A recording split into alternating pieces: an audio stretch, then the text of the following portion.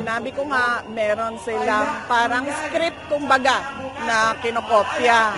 Parang gusto nilang palabasin na si Inday Sara ay isang corrupt, abusado, taksil, na murderer, na warlord. Parang meron silang sinusundan na script sa paninira nila. Pero sabi ko nga, kaparte yan ng buhay ng isang politician. Nakita ko yan sa aking ama.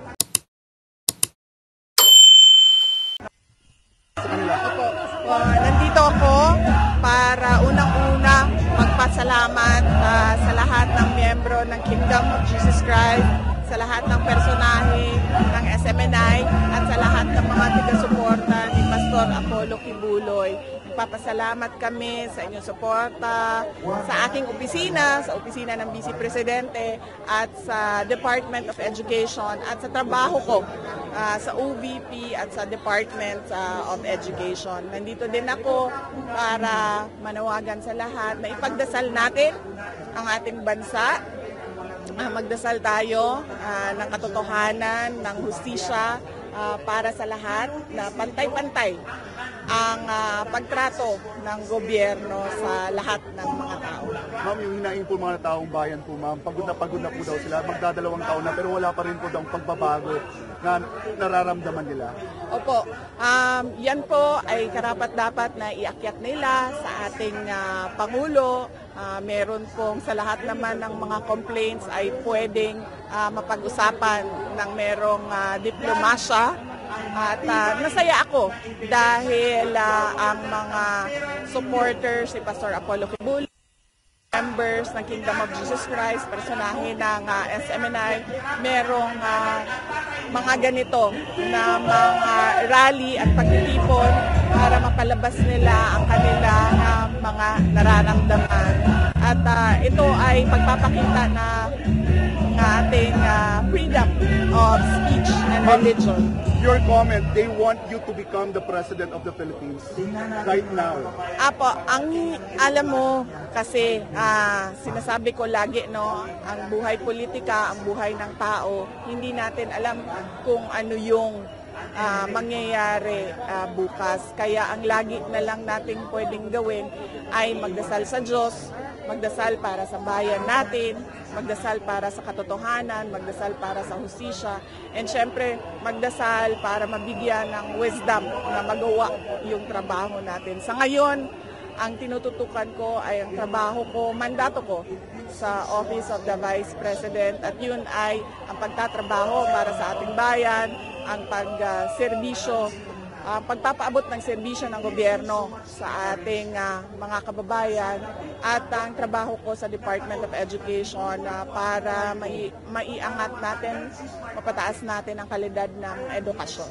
Ma'am, ano na lang yung aasahan ng mga taong bayan sa Office of the Vice President sa gitna po ng mga nangyayari na gusto na nilang pagbabago? From the Office of the Vice President, ano ang aasahan ng ating mga taong bayan? Opo, makakaasa sila na tutuparin ko ang mandato ng aking opisina, ng Office of the Vice President, ng Department of Education, at pagtatrabuhuan ko yon. Nandoon yon sa aking oath, nakalagay doon that I consecrate myself to the service of the nation. Ibig sabihin nun, magtatrabaho ako para makakita tayo ng mas magandang kinabukasan para sa ating bansa. Nandito din ako para makiisa sa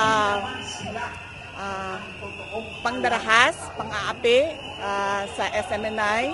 Clearly, it is a violation of the freedom of media, no? At nandito din ako para suportahan si Pastor Apollo Kibuloy kasi nakikita natin na this is a trial by publicity.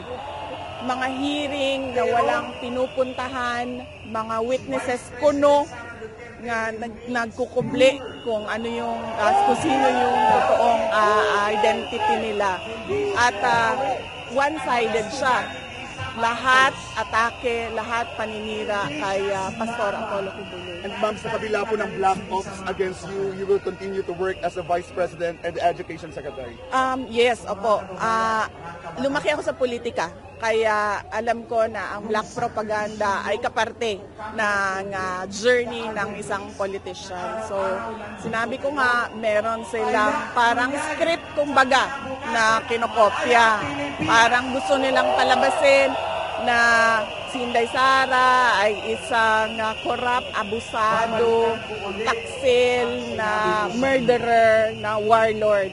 Parang meron silang sinusundan na script sa paninira nila. Pero sabi ko nga, kaparte yan ng buhay ng isang politician. Nakita ko yan sa aking ama, nakita ko yan sa buong bansa, sa mga politiko natin. So hindi na siya nakakapagtataka na meron talagang paninira. Ma'am, last na lang po.